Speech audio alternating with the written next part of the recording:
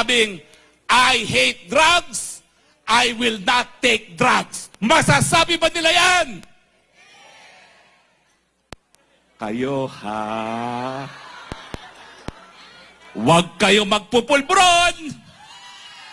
Masama yan. Pag kayo nagpulburon, pabale-baletong ang desisyon nyo para sa bayan.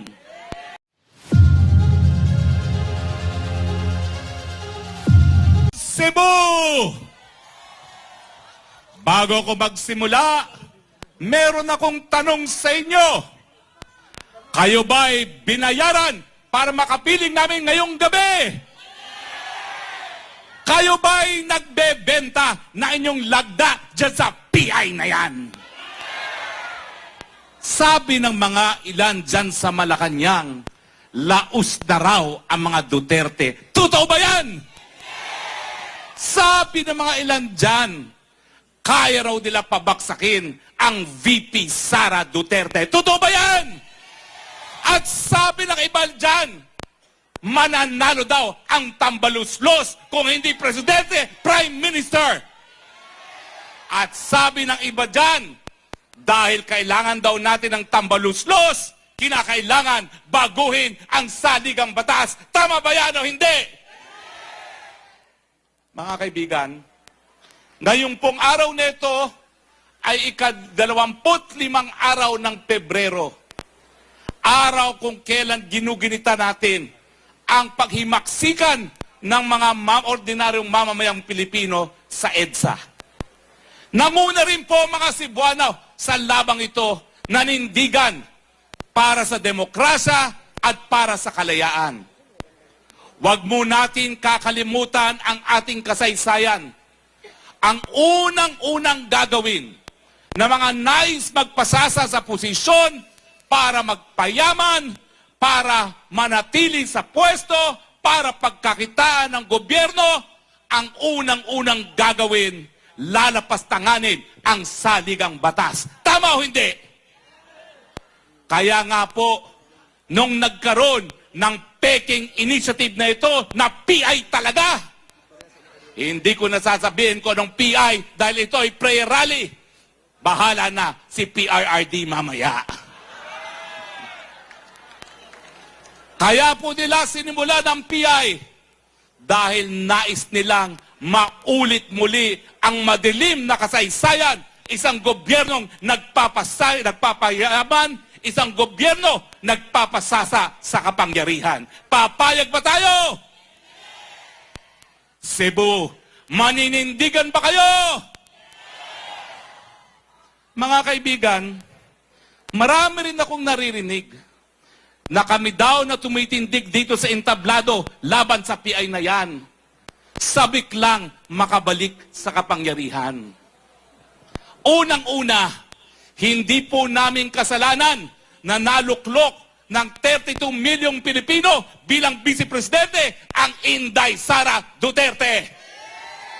Hindi po namin kasalanan na nanatiling ang tiwala ng taong bayan sa mga Duterte. Pero isipin natin kung bakit para maintindihan ng tabaluslos kung paano na mahal ang pamilyang Duterte sa Pilipinas. Unang-una, wala pong kasinungalingan. Wala pong magarbong pangako. Ilan lang ang binitawang salita.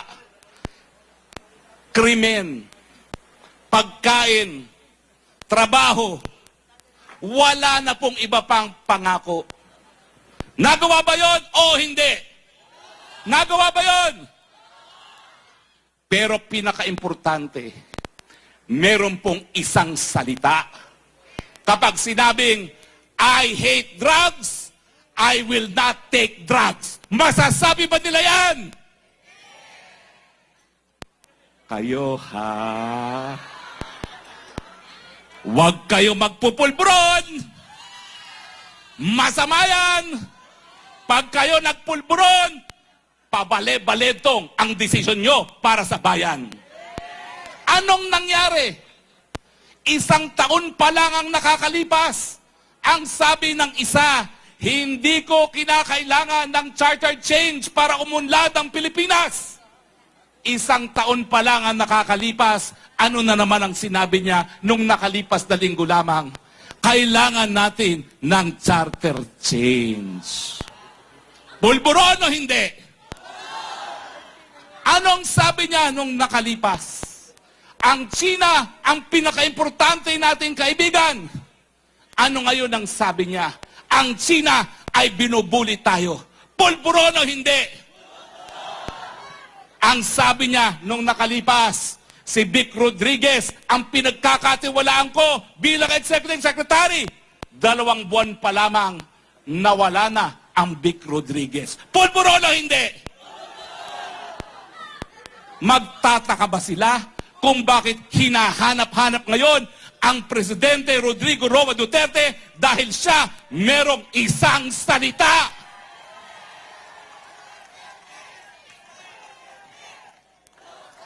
So, mga minamahal kong Cebuano, sino ngayon ang pinakamahal na Presidente ng Republika ng Pilipinas? Hindi ko kayo naririnig! At sino ngayon ang susunod na Presidente, hindi Prime Minister ng Pilipinas?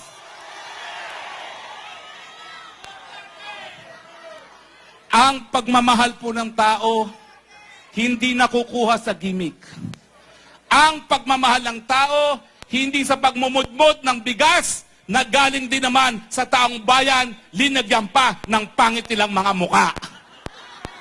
Mas masarap po yung bigas na walang pangit ng mga muka dahil hindi namin kinakailangan ng imahe ng tambaluslos sa kakainin namin bigas. Ang kailangan namin, yung pinangakong 20 pesos sa kada kilong bigas. At hindi ang pinamumudbod na bigas na may muka tambaluslos. Sa'yo na yan. Lamunin mo yan.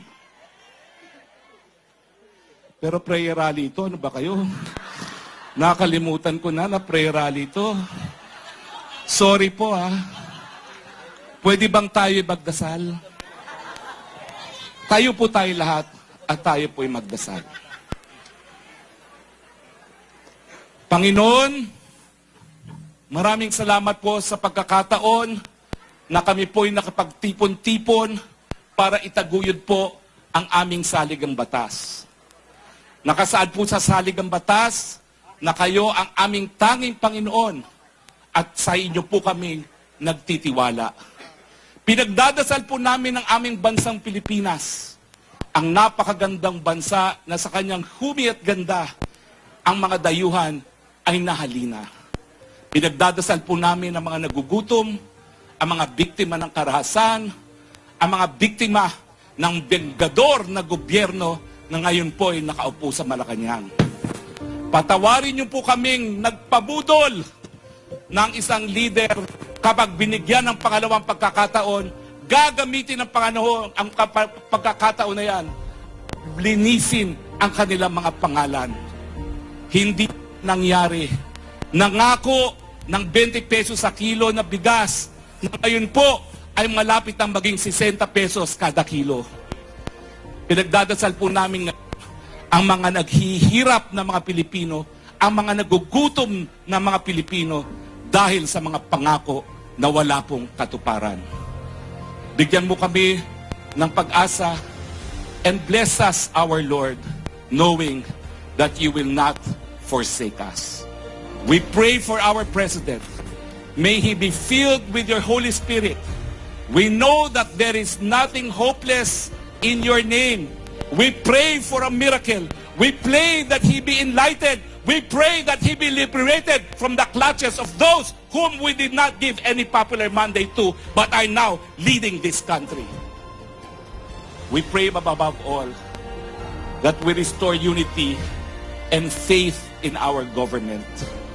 Dahil alam naman po namin na ang gusto niyo pong mangyari, ang mga gutom, mabigyan ng pagkain, ang mga walang damit, mabigyan ng damit, ang walang tahanan, magkaroon ng tahanan. We love you, O Lord. And we ask you, please bless the Philippines. Bless our president. Give him enlightenment and the strength to break away from the forces of evil. We pray for the Dutertes. We pray for the former president who now stands as a symbol of unity of this country.